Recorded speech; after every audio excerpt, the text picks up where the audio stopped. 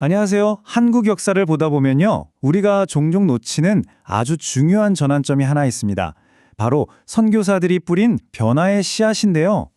오늘 이 아름다운 그림들을 지도 삼아서 한국의 근대화가 과연 어디서부터 시작됐는지 그 흥미로운 이야기를 한번 따라가 보려고 합니다. 자, 그럼 시간 여행을 한번 떠나볼까요? 때는 19세기 말 조선입니다. 나라 안팎으로 정말 격동의 시기였죠. 거대한 변화의 문턱에 서 있던 바로 그 순간으로 여러분을 초대합니다. 여기서 아주 근본적인 질문 하나를 던져볼게요. 한 나라가 근대화된다는 건 도대체 뭘까요? 그냥 서양의 기술만 받아들이면 끝나는 걸까요? 오늘 우리가 할 이야기는요, 바로 이 질문의 답을 찾아가는 과정이라고 할 수 있겠습니다. 그 해답을 찾기 위한 첫 번째 단서가 바로 이 그림 속에 있습니다. 언뜻 보면 그냥 평범한 한옥 건물 같죠. 그런데 이곳이 바로 한국 의료계에 그야말로 혁명을 일으킨 최초의 근대식 병원, 광해원입니다. 맞아요. 오늘 우리가 살펴볼 이 건물들은요, 그냥 벽돌이랑 나무로 지은 건축물이 아니에요.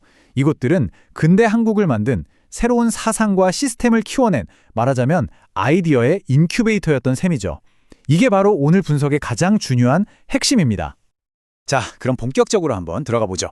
첫 번째 변화의 물결은 바로 사람들의 몸을 직접 치유하는 것, 바로 근대의학의 도입에서 시작됐습니다.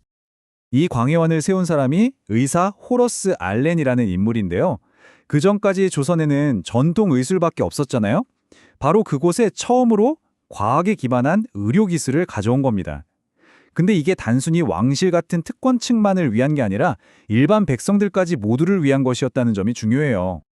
당시 근대의학이라는 게 얼마나 혁명적이었는지 잠깐 짚고 넘어가 볼까요? 병의 원인을 운명이나 미신에서 찾는 게 아니라 과학적인 원리로 분석해서 수술을 하고 소독을 하고 약을 쓰는 거였어요. 이건 생명을 구하는 패러다임 자체가 완전히 바뀐 거라고 할 수 있죠. 자, 이 타임라인을 한번 보세요.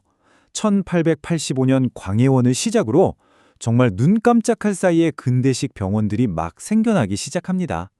변화의 속도가 정말 놀랍지 않나요? 특히 이 보구여관이라는 곳은 정말 의미가 남달라요. 생각해보세요. 남녀가 유별하다는 게 당연했던 조선시대잖아요. 그런 사회에서 여성이 남성 의사에게 진료를 받는다는 건 정말 상상하기 힘든 일이었거든요. 그런데 오직 여성만을 위한 병원이 생겼다는 건 이건 단순히 병원 하나가 더 생긴 게 아니에요. 사회에 아주 단단한 금기를 깨는 그야말로 혁신적인 변화의 시작이었던 거죠. 그리고 정말 흥미로운 사실은요. 바로 이 광해원이 지금 우리나라 최고의 의료기관 중 하나인 세브란스 병원의 직접적인 시작점이라는 겁니다. 이 그림처럼 작은 씨앗 하나가 이렇게 거대한 숲을 이룬 거죠. 자, 아픈 몸을 치유하는 것에서 한 걸음 더 나아가 볼까요? 근대화를 위한 다음 단계는 바로 사람들의 정신을 깨우는 것, 즉 새로운 시대에 맞는 교육의 시작이었습니다. 이 두 그림을 나란히 놓고 보면 정말 강렬한 메시지가 느껴져요.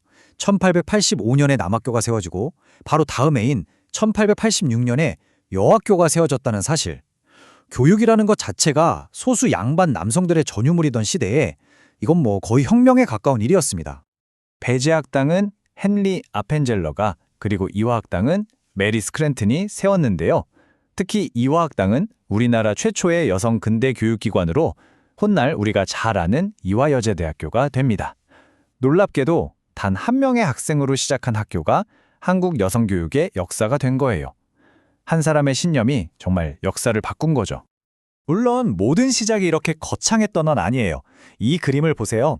호러스 언더우드 목사가 시작한 아주 작은 고아원이 훗날 명문학교인 경신학교의 모체가 되었습니다. 가장 낮은 곳, 가장 소외된 곳에서 시작된 교육이 얼마나 위대한 변화를 만들어낼 수 있는지 보여주는 아주 좋은 예시죠. 자, 의료와 교육을 넘어서 이제는 좀 더 시야를 넓혀볼게요. 선교사들의 활동이 어떻게 근대적인 시민사회의 기초를 다졌는지 한번 살펴보겠습니다. 새로운 지식이 교실 안에만 머물러선 안 되겠죠? 더 널리 퍼져나가려면 출판이 필수적이었습니다. 조선선교서회라는 곳에서 종교서적뿐만 아니라 근대 학문 교과서까지 인쇄를 했어요. 덕분에 소수의 지식인에게만 허락됐던 지식이 일반 대중에게까지 전파될 수 있는 통로가 열린 겁니다. 그리고 이 YMCA 같은 청년단체가 생긴 건 사회 구조 자체를 바꾼 굉장히 중요한 사건이에요.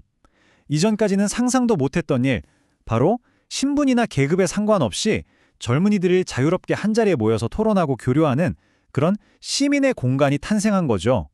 바로 이런 곳에서 근대적인 시민의식이 싹 트기 시작했습니다. 자, 그럼 한번 정리해 볼까요?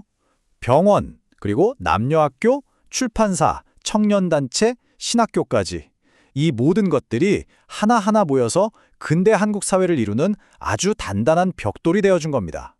선교사들의 영향력이 정말 사회 다방면에 걸쳐 있었다는 걸 알 수 있죠? 이제 거의 다 왔습니다. 마무리하면서 이 초기의 노력들이 오늘날 우리에게 과연 어떤 유산을 남겼는지 그 의미를 한번 되짚어 보겠습니다. 앞에서 봤던 경신학교 같은 작은 시작들이 모여서 오늘날 우리나라 최고의 대학들을 만들었다는 사실 하나만으로도 사실 모든 게 설명됩니다. 연희전문학교가 훗날 연세대학교의 핵심이 된 것처럼 말이죠. 그들의 유산은 박물관에 있는 게 아니라 지금도 우리 곁에서 생생하게 살아 숨쉬고 있는 겁니다.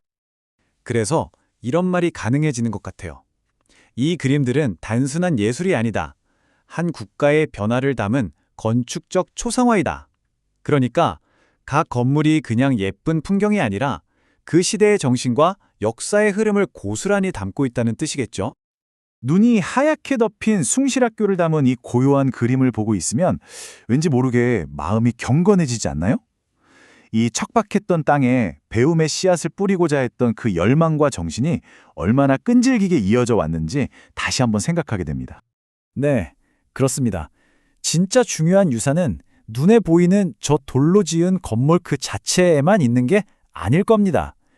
그들이 우리 마음속에 불 지핀 진보의 정신, 바로 그 보이지 않는 유산이야말로 오늘날까지 이어지는 가장 소중한 가치겠죠. 한 세기 전 선교사들은 병원과 학교라는 씨앗을 심어서 근대 한국이라는 숲을 일궈냈습니다. 자, 이제 마지막으로 여러분께 질문을 하나 던지면서 마무리할까 합니다. 그렇다면 100년 뒤 미래를 위해 지금 우리는 어떤 씨앗을 심고 있습니까?